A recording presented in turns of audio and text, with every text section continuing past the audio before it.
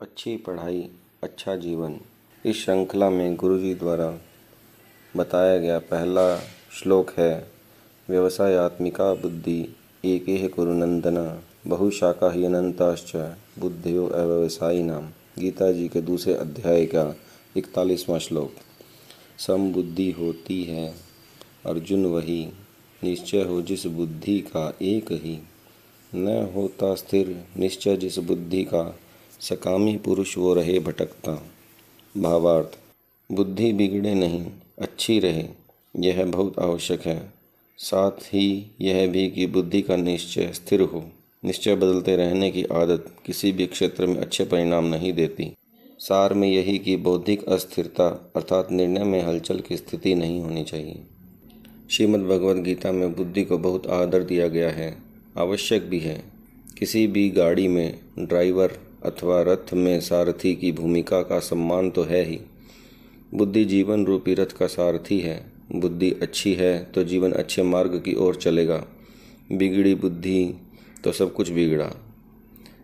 गीता जी के दूसरे अध्याय के 63वें श्लोक में भगवान श्री कृष्ण ने कहा भी है, बुद्धि नाशात् प्रणश्यति। यह भी ध्यान रहे कि बुद्धि कोई ठोस अंग नहीं है, यह निर्णयात्मक शक्ति है। बुद्धि का कार्य निर्णय करना है। यह बात स्पष्ट है ही कि जैसा बुद्धि का निर्णय होगा, जीवन की गाड़ी उधर ही चल देती है। निर्णय के पीछे संगति का भी प्रभाव रहता है। अच्छी संगति होगी तो बुद्धि अच्छाई के निर्णय पर रहेगी।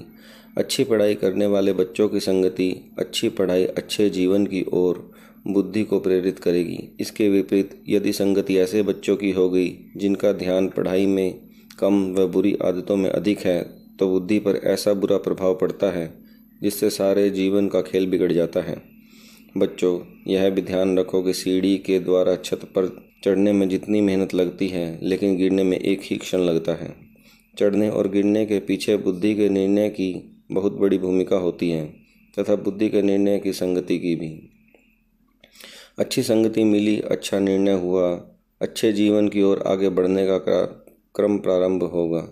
लेकिन दुर्भाग्य से बुरी संगति मिल गई, बुद्धि बिगड़ गई, तब गिरने में जरा भी देर नहीं लगेगी। बुद्धि अच्छी और स्थिर रहे, वस्तुतः यह जीवन की प्रथम आवश्यकता है। बुद्धि नाम निर्णय करने का है। अच्छे और स्थिर निर्णय पर जीवन की स्थिरता निर्भर करती है। अस्थिर निश्चय वाले प्राय भ्रमित और अस्थिर और विचलित रहते हैं। आजकल वैसे तो प्रत्येक क्षेत्र में ही यह समस्या देखी जाती है, लेकिन बचपन यौवन में यह दुविधा कहीं अधिक देखी जा रही है। यह करे या वह, इसी भ्रमजाल में बुद्धि अटकी रहती है। या फिर ऐसा भी होता है, एक निर्णय किया, किसी की देखा देखी अथवा किसी के जरा से कहने पर, या फिर वैसे ही उस निर्णय को बदल दिया। बदला नहीं तो भी यह सोचते रहे कि काश ऐसा कर लेते तो शायद परिणाम और अच्छा होता है। बहुत से बच्चों में देखा जाता है, किसी एक निर्णय पर स्थिर न रह पाने के कारण आगे नहीं बढ़ पाते।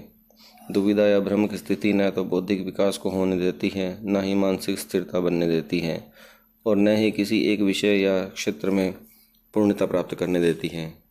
एक जगह कुछ खुदाई की, फिर वहाँ छोड़कर दूसरी जगह खुदाई की, तीसरी चौथी जगह ऐसे सोचो पानी कहाँ से मिलेगा। बुद्धि जागरूक रहे, पहले से ही सही गलत का विवेक कर लें। तत्पश्चात किए गए निर्णय में हमेशा स्थिरता रहनी चाहिए। परिणाम स्वतः दिखाई देंगे। अस्थिर, भ्रमित, दुविधाग्रस्त स्थिति बिल्कुल नहीं। बच्चों, आओ गीता जी के इस श्लोक को अपने जीवन में लाकर बुद्धि निर्णयों के जंजाल में उलझ कर न रह जाए। बहुत बड़ी क्षमता बुद्धि के रूप में हमारे पास है, उसका सदुपयोग करें। निर्णय विचार पूर्वक करें, अच्छा करें, पक्का करें। यह दृढ़ विश्वास रखो कि आप में बहुत बड़ी क्षमताएं हैं। जीवन के किसी भी क्षेत्र में आप आगे बढ़ सकते हैं। जो व्यक्ति जिस जिस क्षेत्र में ऊंचाइयों तक पहुँचे, उन्हें अपने जीवन का आदर्श बनाओ और विचार करो कि वे कैसे इस सफलता को प्राप्त कर पाए।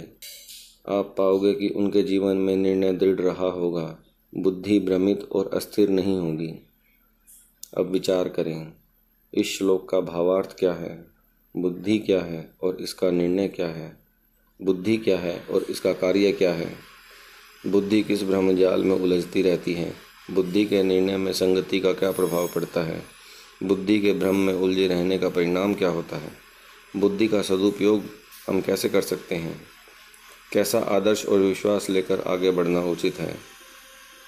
पुरुषार्थी और परमार्थी बनकर जीवन जियो, प्रमादी और स्वार्थी बनकर नहीं। जय श्री कृष्ण।